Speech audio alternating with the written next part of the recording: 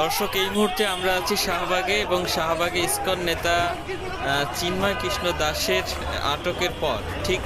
DB অফিসের সামনে কিন্তু ইসকনের নেতাকর্মীরা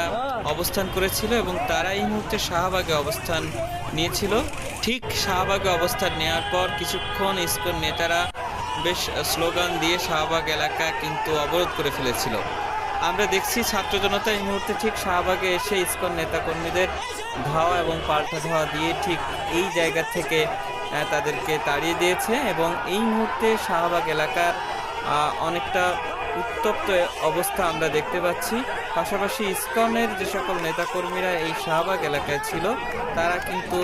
এই মুহূর্তে সাধারণ ছাত্র জনতার ধাওয়া খেয়ে ঠিক শাহবাগ এলাকা ত্যাগ করেছে।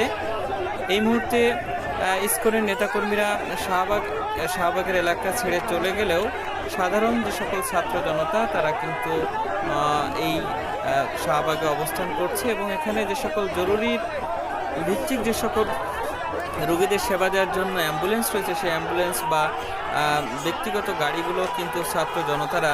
এটিকে পার করে দিচ্ছে। তবে ইসকনের কোনো নেতাকর্মী শাহবাগের এই মোড়ে যারা অবস্থান নিয়েছিল তাদেরকে এখান থেকে কিন্তু তাড়িয়ে দেওয়া হয়েছে। আপনাদেরকে একটু জানাতে চাই, আজকে ইসকন নেতাকে ঠিক বিমানবন্দর থেকে যখন আটক করা হয় ডিবি জিজ্ঞাসাবাদের জন্য ডিবি কার্যালয়ে তাকে কিন্তু নিয়ে আসার পরেই ঠিক ইসকনের নেতাকর্মীরা এই ডিবি কার্যালয়ের সামনে অবস্থান করে এবং তারপরই আমরা দেখি ডিবি কার্যালয়ের সেখানেও তারা বেশ কিছু স্লোগান দেয় ইসকনের নেতাকর্মীরা এবং এর পরবর্তীতে ঠিক শাহবাগে তারা চলে আসে এবং এই শাহবাগে এসে এই রাস্তাটি কিন্তু অবরোধ করে এবং যান চলাচল বিঘ্ন ঘটায়। ঠিক সেই খবর ছড়িয়ে যাওয়ার পরই ইসকনের এই সকল নেতাকর্মীদেরকে ধাওয়া দিতে বা এখান থেকে সরিয়ে দিতে ছাত্র